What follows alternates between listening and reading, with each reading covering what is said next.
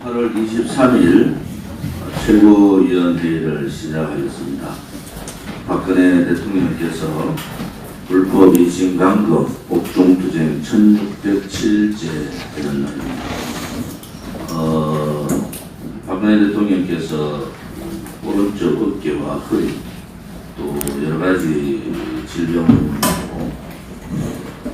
병원에 나오셔서 서울성모병원에서 한 달간 치료를 받으시다가 몸이 좋지 않은 상태로 다시 서청대로 가셨습니다. 우리는 8월 15일 박근혜 대통령의 이 즉각적인 석방을 요구했고 또 270만 명이라는 많은 국민들이 민심을 청와대와 대법원, 검찰에 전달도 했습니다. 결국 문재인 좌파 독재 정권은 박근혜 대통령의 석방 문제를 정치적으로 밖에 보지 않았습니다. 국민들의 민심은 이미 그들도 알고 있습니다. 그럼에도 불구하고 박근혜 대통령의 석방을 단행하지 않고 다시 인신강금시키는 것은 정치적 정적에 대한 악랄한 정치 보복입니다. 역대 어떠한 정치인도 어떠한 지도자도 정치적인 상황으로 명분한금 받지 않은 분이 이렇게 오랜 기간 동안 4년 6개월 동안 1600일이 넘는 기간 동안 감옥에 있은 적은 없습니다. 이것은 이미 이진강금 차원에서의 인권 탄압이다 이렇게 보고 있습니다. 대통령께서 들어가시는 그 모습에서 TV조선에서도 나왔습니다만 정말 얼굴이 많이 부은 모습 또 약간 이동하시는데 이게 불편하게 이동하시는 모습을 보면서 정말 이 악랄한 문재인 좌파 독재 정권의 이 반인권적 악랄함이 어디까지 가는가 저희들은 똑똑히 지켜보겠습니다. 대통령께서 의지가 강하시고 또 진실은 언젠가 밝혀진다는 그러한 분명한 입장을 갖고 계시기 때문에 우리 공화당은 그런 입장을 가지고 박근혜 대통령의 즉각적인 석방 운동을 지속해 나가겠습니다.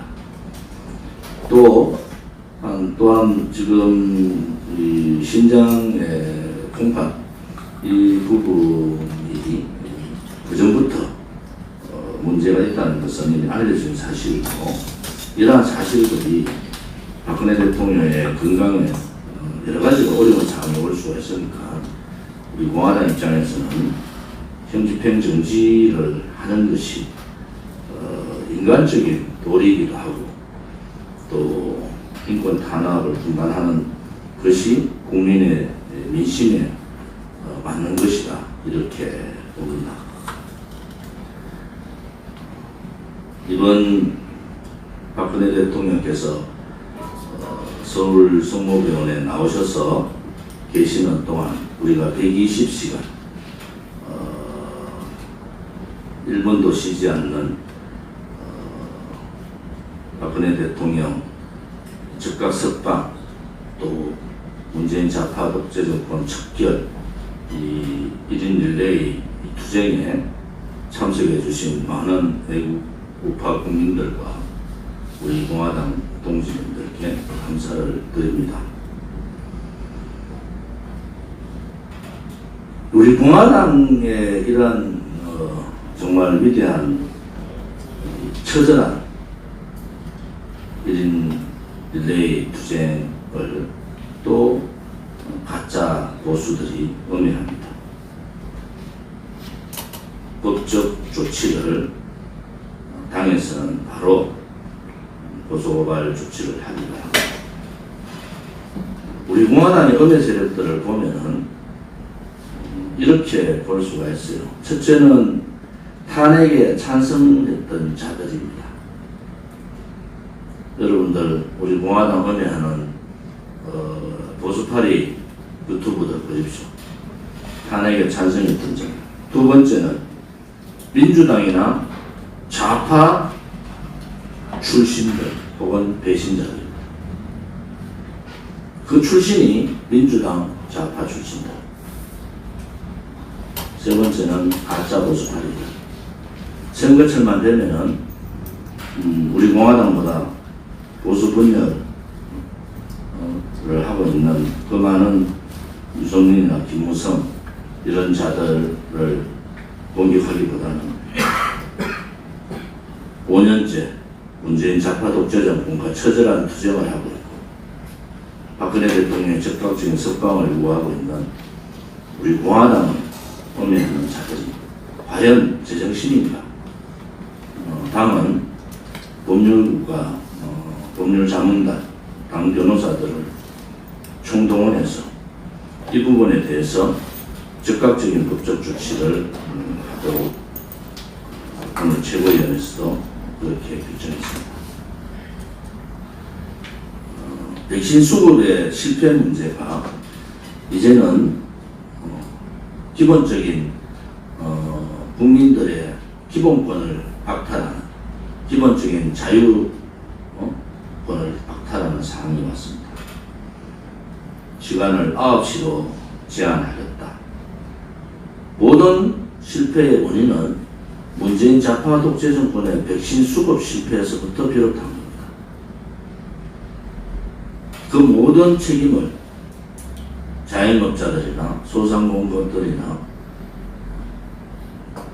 재래시장 상인분들, 택시기사분들, 처절하게 삶의 현장에 있는 국민들한테 모든 책임을 떠넘기는 이 문재인 정권이야말로 내로남불 정권을 뛰어넘어서 대한민국의 중산층을 몰락시키고 자영업자를 몰락시키는 그런 최악의 정권이다라고 볼 수가 있습니다. 이러한 피해 방역의 허구를 이제 국민들께서 하셔서 자영업자분들이 절규하고 분노하고 혹은 아파하고 계신 것은 사실이지만 여러분들이 망하고 벼랑에 떨어져서 여러분의 자영업이 소상공인이 여러분의 기업이 무너지면은 여러분의 실패도 있지만 가정이 파괴되고 국가적으로 봐서는 중산층이나 소위 말하는 서민 경제가 직격탄을 맞습니다.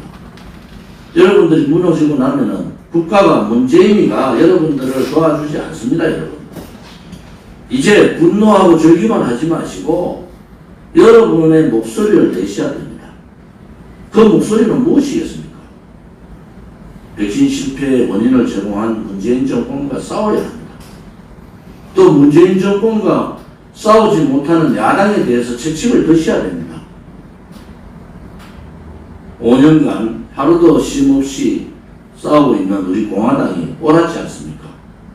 이제 여러분들께서 분노만 하지 마시고 절규만 하지 마시고 헌법에 보장된 국민이 살아있음을 보이는 국민저항권 활동을 하셔야 됩니다. 한 사람 한 사람이 자기의 목소리를 이제 낼 때가 된 겁니다. 왜 여러분들이 문재인 이 무능, 무책임, 이 부패 정권 때문에 기업이 망해야 되고 문을 닫아야 되고 가정이 파괴돼야 되고 여러분의 자식들이 교육을 못 받아야 되고 여러분의 미래가 희망이 없는 상황으로 가야 됩니다. 그런데 그들은 지금 어떤 정책을 쓰고 있습니까? 소위 말하는 대출, 가계대출 6% 이내 제한을 시켜버렸어요. 금융위에서. 그 영향은 가계대출 6%의 영향이 아닙니다. 전체 가계대출 중단 사태가 지금 벌어지고 있고 그 피해는 코로나로 인해서 무너져가는 이 자영업자들한테 직격탄이 가는 겁니다. 자영업자들이 가계대출 없이 가계대출 없이 자영업을 운영한 자영업이 어디 있습니까? 지금 가계대출을 막아버리면은 이제는 어려운 지금 코로나 전국에서 겨우 버티고 있는 자영업자들 보고 그냥 망하라는 거 아닙니까? 이때는 자영업자들이 숨을 쉴 수 있도록 가계대출을 풀어줘야 되는 건데, 가계대출을 6% 이내로 막겠다는 이러한 발상들은 사회주의자들이 가지고 있는 중산층 몰락의 길을 가는 거예요. 자영업자가 무너지고 중산층이 무너지면 저항세력이 무너지지 않습니까? 가진 자들은 어려워도 부동산 잘 사고, 연예인들 요새 뭐 몇백억 부동산, 몇십억 부동산이 그냥 줄줄이 나오지 않습니까? 그 자들은 그냥 자는 거예요.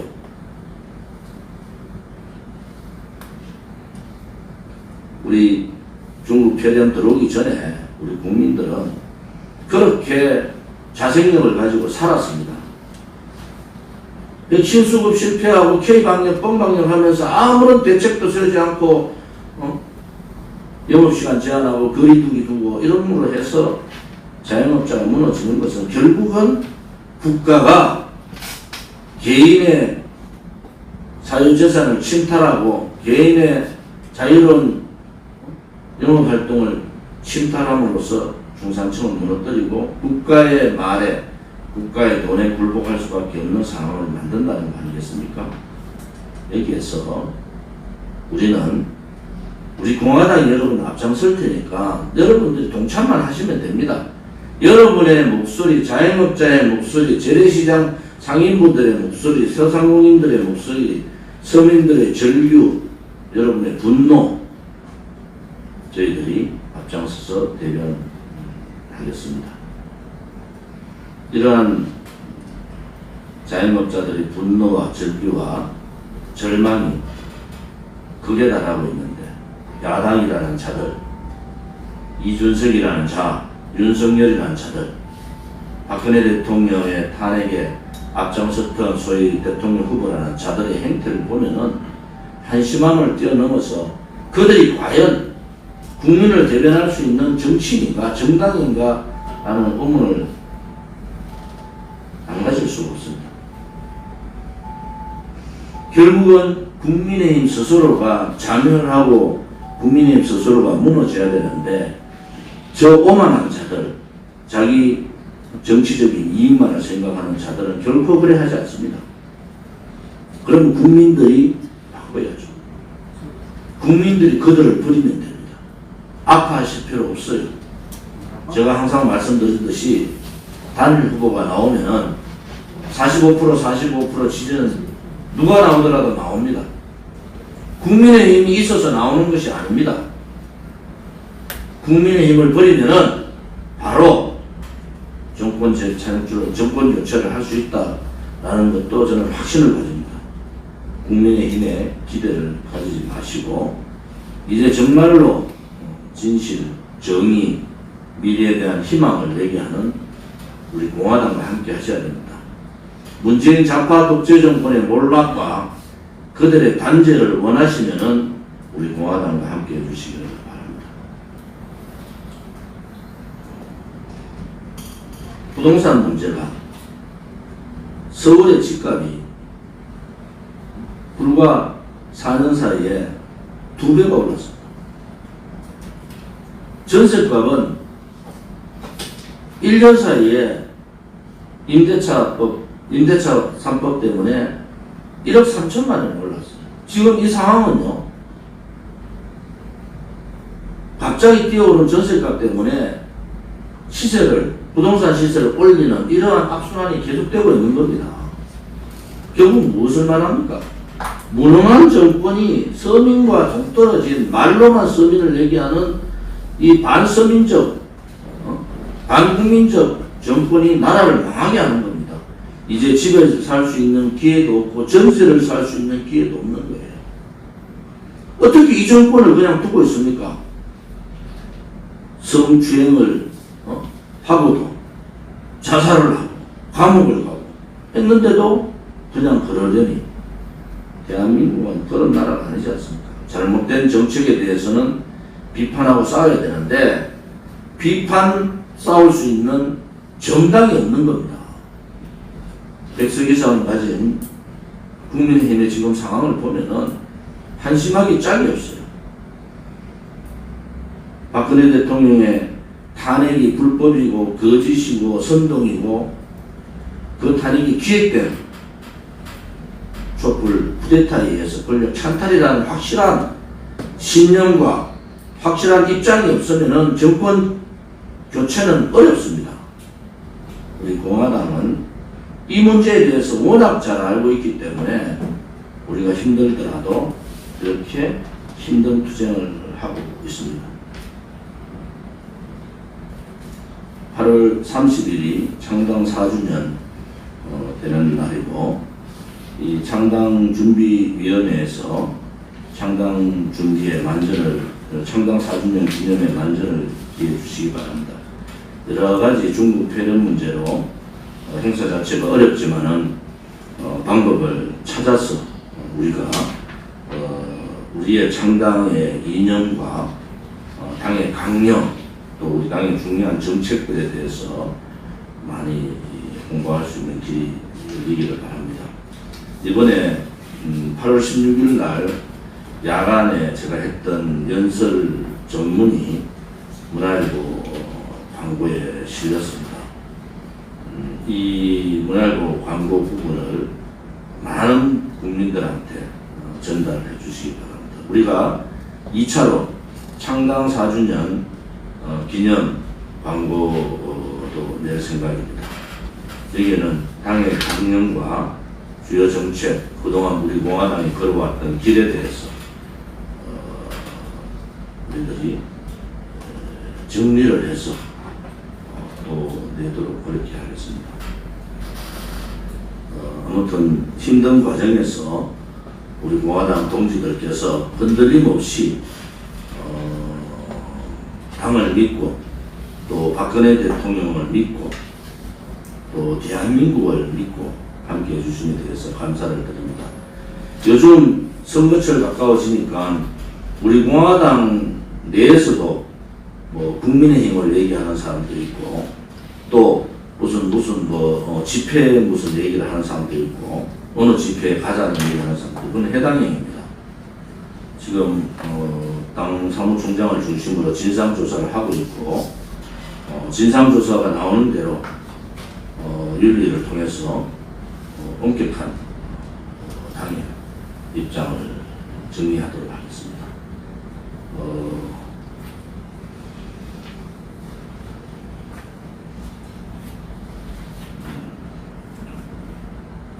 중국 도당에 대한 부분은 사무총장께서 오늘 발표를 하실 겁니다. 중국 도당이 관리도당, 고태영 위원장님이 사표를 내고 관리도당이 됐다는 것을 아실 거고, 오늘 관리도당의 당의 당규에 따라서 위원장 대행과 사무처장 대행을 발표를 하시고 거기에 따라서 중국도당의 정상화가 하루 빨리 이루어지기를 바랍니다. 지금 우리 자유우파 국민들 혹은 우리 당원들 중에서 중국 폐렴 코로나로 고통을 겪고 계시는 분들이 계십니다. 하루빨리 그분들이 완쾌를 하셔서 우리와 함께 해주시기를 바랍니다. 많은 분들이 정상으로 돌아왔고 그 중에서 몇몇 분이 지금 또 여러 가지 어려움을 겪고 있는데 저는 자신 있게 여러분에게 말씀드립니다. 의지를 가지시고 이번 어려움을 이겨나가시기를 바라겠습니다.